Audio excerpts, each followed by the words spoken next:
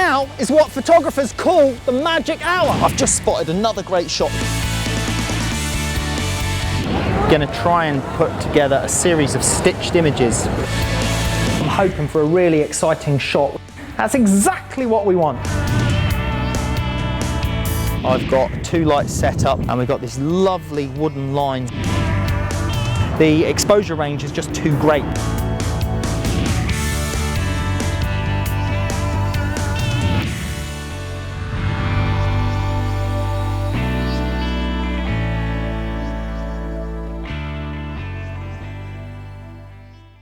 Hi, I'm Karl Taylor, and this episode I just want to talk to you a little bit about the differences between the Canon 7D and the Canon 5D, and we'll also take a quick look at that 1DS Mark III. Now, before you get all too aggravated about why I don't have a D300 or a D700 here, it's because I don't own one. These are the cameras I use, so I'm only going to show you the ones I use. Now, a D300 is more comparable to the Canon 7D, and a D700 Nikon is more comparable to the 5D full frame sensor. So those are 2 cameras you can also think about. Now, let's just go over some of the key points, because I don't really want to go into too much of this pixel peeping nonsense, because these are both fine cameras. They'll both do a great job and take good pictures. But I'm just going to go over some of the key factors, the key points that differentiate these 2 models. Now, first of all, the price. The Canon 7D comes in at around the £1,200, which is $1,600 mark, and the Canon 5D Mark II comes in at the £1,600, which is about $2,200. Now, this model's a little bit deceptive that I've got here, because I've got the battery grip extension on here, which just allows you to put more batteries in and allows you to shoot in a vertical position with the button here, which makes it a lot easier to work with. The reason I've got that on this camera is because I use this camera a hell of a lot for shooting. It's one of my main cameras for location work shooting. The 7D, we use this more for a bit of additional filming work. So this is on a Zacuto rig. Some of the time we use a 5D for filming as well. This also has a battery grip option, and that will allow you to do the same there as shooting in a vertical position. Now, whereas the 1DS Mark III, which is the pro level model that I use a lot as well, this is all built in, so that option is already integrated into the camera body. Okay, so what are the other key factors, key differences on these cameras? Well, the 7D is an 18 megapixel camera. That's 18 million pixels of data that's recorded and captured for your image.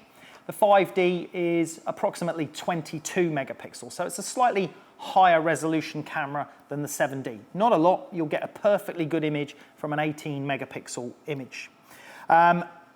Digic 4 processors in both cameras, but in the 7D it's got dual Digic 4 processors, which means it will process the information a little bit faster, buffer it a bit quicker. The actual image quality in terms of what those processors can do won't be really any different. Focusing, 19 focus points built into the 7D and only 9 in the 5D, but who cares? I don't really even notice that nonsense. We photograph through a 5D, and 9 focus points is ample to do anything with, especially if you're a pro photographer. You know what you want to focus on. Half the time I'm focusing in manual anyway, so 19 focus points to me seems just a little bit over the top, to be honest. I'm just looking at my notes here. Metering modes are exactly the same. You've got partial metering, you've got spot metering, evaluative metering, and center-weighted metering. They're the same system in both cameras, so should be identical results on the metering. ISO is an important one, the sensitivity range of the sensor. This one goes up to 12,800 ISO. The 5D is expandable up to 25,600 ISO, so you get that extra stop, effectively, of light gathering ability through that extra higher range ISO setting. Shutter speeds, from 30 seconds to 1/8,000th of a second on both models and on the 1DS Mark III. And then obviously you've got the bulb mode to take you for longer shutter speeds for night photography, astrophotography, whatever you want to do there. Interestingly, viewfinder-wise, the viewfinder on the 7D apparently gives you a 100% field view. You're seeing the whole image through that viewfinder. And on the 5D, it's only 98%. But again, I've used the 5D. I use the 5D a hell of a lot for shooting and never noticed any issues with the viewfinder coverage area. The LCD panels on the back, if we take a look at those, they're both the same resolution. The information and the menu system is almost identical. In actual fact, the layout of the cameras and the controls on the back are pretty much identical. The 7D's got a few extra features for the start and stop functions on the video mode. But the viewing quality and the LCD quality is pretty much the same thing on both of those cameras. And interestingly, both of them are better than the LCD screen on the 1DS Mark III, because the 1DS Mark III is an older camera now. It's been kind of superseded by the 1DX model, but this is still a very expensive camera. It's more than twice the price of the 5D. You're looking at £4,000, which may be $6,000, I would think, for that particular model. But I'll go into why you're paying more for that model in a short while. Now, the other additional feature that a 7D has is it has the built-in pop-up flash on the top, which I've got no idea how you get that to pop open. Oh, there we go. Now, the 5D doesn't have a built-in flash. This is more a convenience type feature for photographers, snappers that take this sort of camera on holiday with them. So it's an all-in-one combined unit. That's a fine little feature to have. It can be useful, but for me, I'd never use a flash like that. I'd be using external flashes linked in wireless, or a Speedlight 580X or something on a camera like this, or on a camera like this.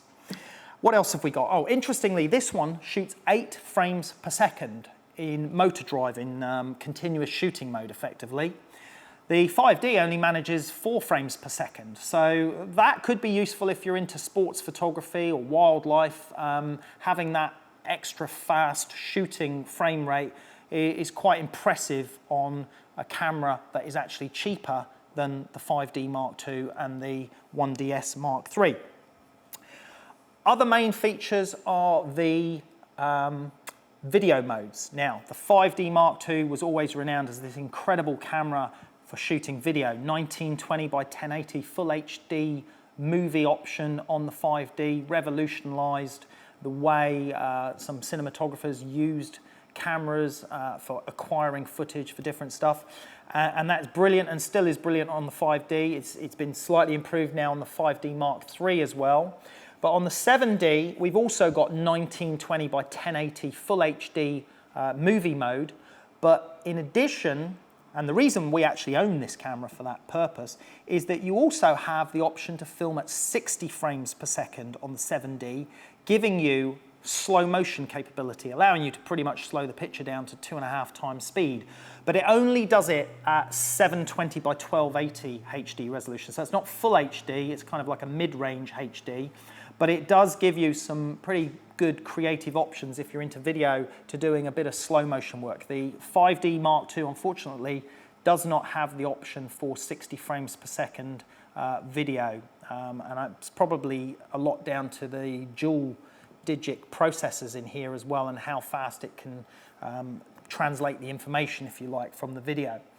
Memory cards, they both record onto compact flash memory cards, that sort of thing, pops in the side there. On the 7D, same thing in there, memory card pops in on the side there.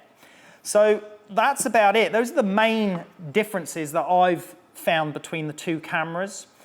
The key and most important difference, and the reason that I choose to shoot with this camera, is that this is what's called a full frame sensor. That means that the picture is the whole recording area of a full sort of 36mm by 24mm size sensor, the equivalent of the old 35mm format film cameras the type of camera I'm used to shooting with, whereas the sensor in this one is smaller size, which means that the effective image that you capture seems like it's magnified by 1.6 times, and that's called a crop sensor.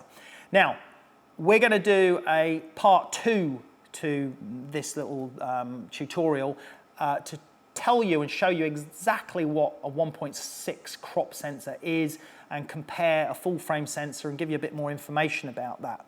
But those are the key differences. I prefer to work on a full frame sensor camera, but this is a fantastic little camera, especially for the price and the features that you get in it, and especially that some of the features outperform the features of the 5D Mark II. Key benefits on the 5D Mark II will be your resolution, the quality of the ISO range being extendable for that extra stop, and the full frame sensor. Those will be the main differences of quality why I prefer a camera like that. So if I've got a camera like that, why do I have a camera like this? Well, this is the 1DS Mark III, which is the same resolution as the 5D Mark II at 22 megapixel. But the difference now is that in actual fact, the processors in the 5D Mark II are better than the processors in this. The LCD screen on the back of the 5D Mark II is better than the one in this. And for all intents and purposes, this probably takes a better picture quality-wise than this one does. But the difference with this is the build quality. This is a very solid camera with a metal constructed frame, weather sealing, weatherproofed, much more durable, much stronger camera for professional use. So by that I mean if you're working and you bash this camera about, it doesn't really matter as much as this one would get damaged more easily. I mean, you could take this camera and you could literally do this. But that is fantastic. Now, did I really drop that camera on the floor? No, I dropped it on a piece of foam. I'm not going to drop my 1DS Mark III on the floor on purpose. The sound effect came from this brick dropping on the floor. Now, I have dropped this camera on the floor on many occasions, and it still functions and still works perfectly, although I've broken lenses when I've accidentally dropped it. Working outdoors in harsh environments, landscape photography and rocky terrain, and bashing the cameras around, long haul flights, this thing is a thing of durability, and a lot of pros require that. They need their cameras to be functioning under all conditions, all weather conditions, sea spray, all sorts of stuff, rain. That sort of camera is built to do that. But in actual image quality terms, the 5D Mark II will probably slightly surpass that. Whether it surpasses the 1DX, the new 1DX, I doubt it. But the 1DX is actually only 18 megapixel. They dropped the resolution on the 1DX back down to the resolution of this, although the 1DX is a full frame sensor camera. And as I mentioned, in a later tutorial, we will go into a little bit more detail about what the real differences are between a crop sensor camera and a full frame sensor camera.